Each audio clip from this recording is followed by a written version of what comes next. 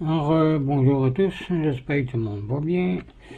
La dernière fois, on avait parlé du péché mortel qui enlève la grâce sanctifiante et que pour la conserver et l'augmenter, cette grâce, il faut la pratique des bonnes œuvres et la sanctification, le moyen de sanctification de l'Église. Donc, on continue avec le même sujet. Donc, commençons avec un signe de croix. Nom du Père, du Fils et du Saint-Esprit. Amen. Comme on avait vu, le péché mortel noircit tout d'un coup la robe blanche de la grâce sanctifiante. La perte de la grâce entraîne l'obscurcissement de l'esprit et l'affaiblissement de la volonté. Quand le soleil se couche, l'obscurité voile le regard qui perd la vue des choses.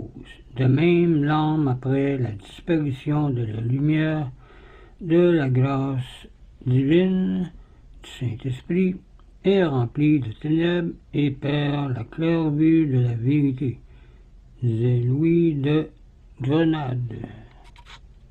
Une personne sans la grâce de Dieu est comme un œil sans lumière. Voir dans la partie 2 les effets du péché mortel que je ferai bientôt, parce que pour le moment nous sommes dans la partie 1. Mais vous pouvez aller voir la partie 3 de mon résumé du catéchisme de Spirago, les vidéos 38 et 39 sur le même sujet. Celui qui a perdu la grâce sanctifiante peut la recouvrer par le sacrement de pénitence, mais seulement avec des efforts sérieux.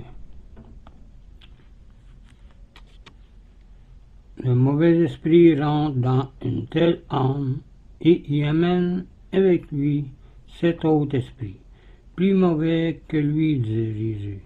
Voir Matthieu 12, verset 45. Il est impossible, c'est-à-dire très difficile, pour ceux qui ont été illuminés une fois, et après cela sont tombés, qu'ils se renouvellent par la pénitence, disait Hébreux 6, verset 4. Cinquièmement, celui qui n'a pas la grâce sanctifiante est spirituellement mort et périra éternellement s'il ne se convertit pas. Oui, s'il ne se convertit pas à Dieu en faisant le bien ou en suivant les commandements.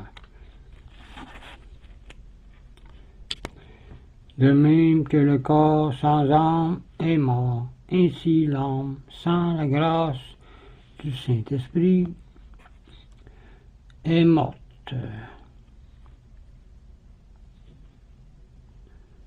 Pour le ciel, disait saint Augustin, elle est assise dans les ténèbres et à l'ombre de la mort, disait saint Luc 1, verset 119. Elle n'entend rien à l'Esprit de Dieu. Sa parole lui paraît une folie. Voir 1 Corinthiens 2, verset 14.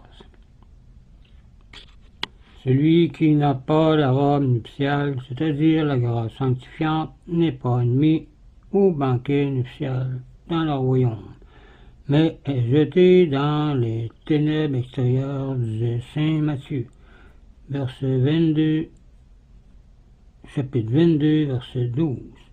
Les branches qui n'est pas unies au cep se dessèchent et est jetée au feu. Ainsi sera réprouvé celui qui ne reste pas en Jésus par la grâce. Celui qui n'a pas l'Esprit du Christ ne lui appartient pas, disait Romains 8, verset 9. Celui qui n'a pas la grâce sanctifiante est en état de péché mortel. Il est habité par l'esprit mauvais. Sixièmement, personne ne sait avec la certitude de la foi s'il possède la grâce sanctifiante ou la possédera au moment de la mort. L'homme ne sait pas s'il est digne d'amour ou de haine, disait Ecclésiaste 4, verset 1, ou Ecclésiastique 4, verset 1.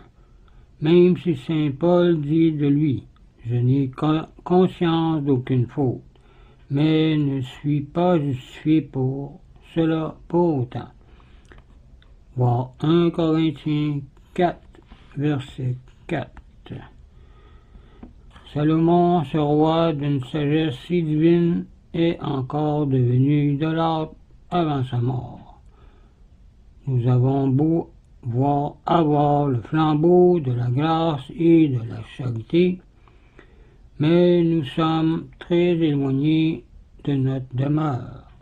Nous marchons en plein air et un coup de vent peut l'éteindre, disait saint Bernard. Notre cœur ressemble à un vase d'argile. Il peut se briser par le péché mortel facilement et laisser échapper son contenu, la grâce sanctifiante, disait Théophylact.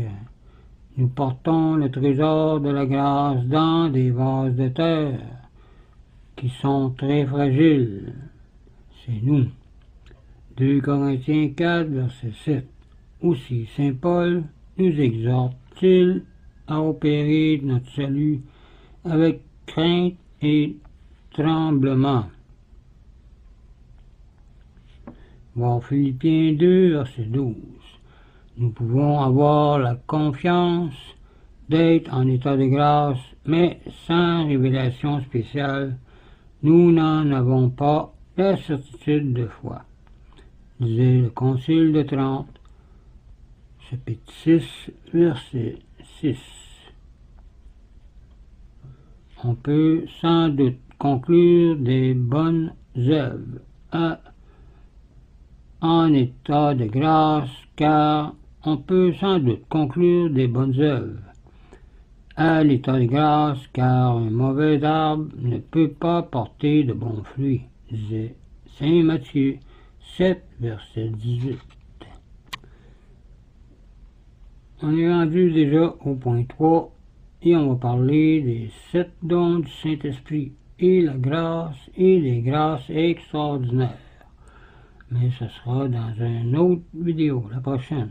On va parler de tous ceux qui ont la grâce sanctifiante, reçoivent du Saint-Esprit 7 dons, les 7 dons, c'est-à-dire 7 attitudes de l'âme, qui font en sorte que notre âme se laisse facilement éclairer et émouvoir par le Saint-Esprit. Donc, je vous laisse là-dessus, je vous dis au revoir et union de prière.